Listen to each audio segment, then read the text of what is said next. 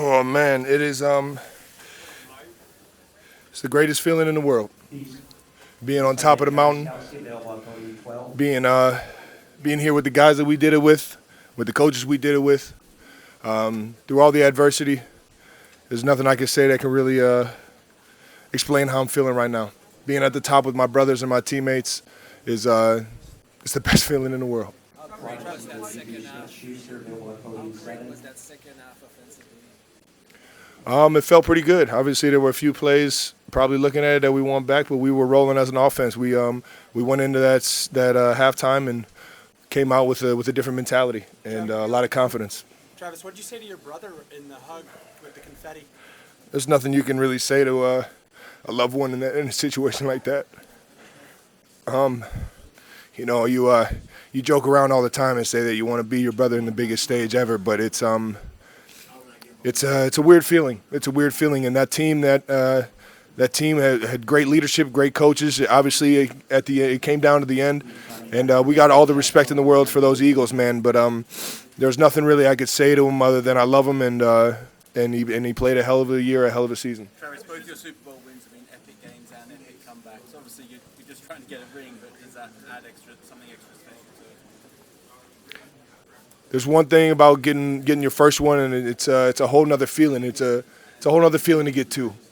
I wanted this one more than I ever wanted a game ever in my life, and you know, the guys in this locker room, the teammates that I have, they felt the same way. The biggest difference is it solidifies your greatness. You didn't get lucky once. It wasn't just you know, beginner's luck or however you guys want to call it. You know, this is we took it 2 years in a row, or not 2 years in a row, but 2 out of 4. There you go. Travis, in that regard, does that tie into Andy too? You can call it a dynasty. You can call it whatever you want. All I know is that we're coming back next year with our heart and the right mindset on trying to get another one. I can tell you that right now. Travis, how does that tie into your mindset with Andy and what you feel for him and this achievement for him? For him going up against his old team, man, we wanted to get this so bad for him. His legacy in Philly will live on forever. I know that city loves him. I know that organization loves him. But, you know, ever since he's been here in Kansas City, I've seen it firsthand, him pour his heart and his mind and his soul into this organization, into this team, and lead a group of men.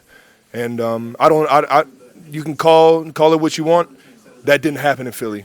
It happened right here in Kansas City, and there's a lot of pride knowing that he's had success in 2 different organizations, but this was the better one. And your love for him, is that pretty fair to say, is off the charts? Man, I'll tell you what, I'll do anything for that guy. Absolutely anything. Toughest son of a gun you ever met, man. That Texas gunslinger ain't gonna let nothing get in the way.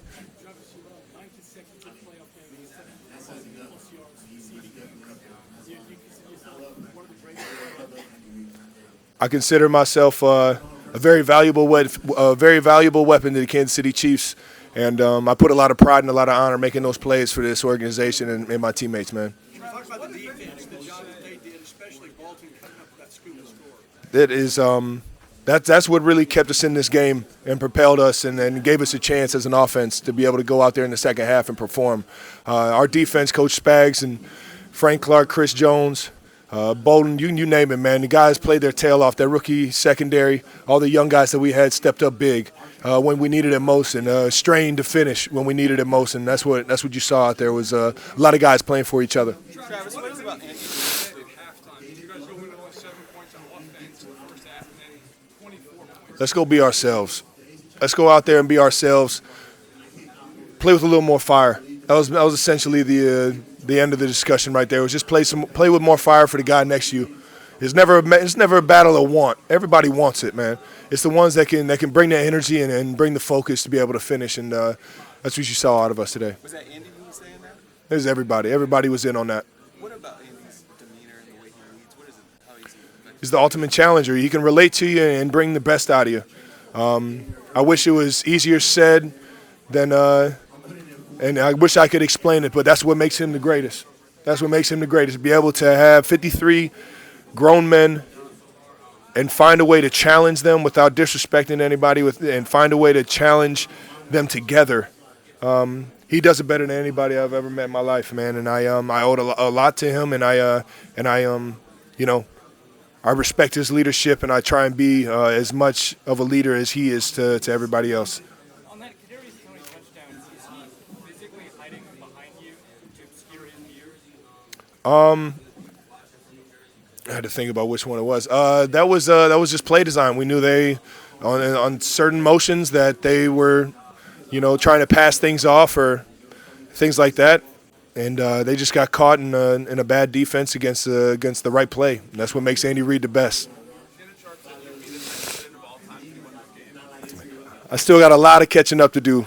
I know Unc is he's one of a kind, and he likes to tell everybody what's on his mind, man. But I got so much respect for him, Tony Gonzalez, a guy like Rob Gronkowski, Antonio Gates, Jason Wynn. There's so many tight ends that I have so much appreciation for.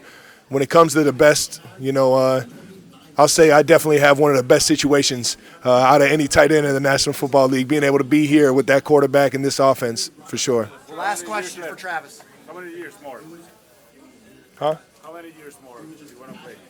Oh, man. I feel like this was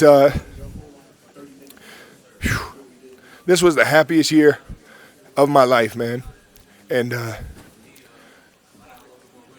both off the field, on the field, to see my family be in all its glories, get all the flowers. My mom be the center of attention on the Jumbotron before the game, on the biggest stage.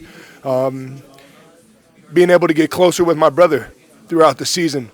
And then meet him at the mountaintop.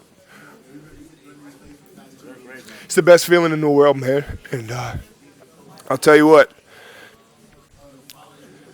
I don't know how many I got left, but I'm sure going to cherish this one forever. Thanks, Travis. We got to get him out of here. We got to get him out. Yeah. Feel a hold off for my brother right now.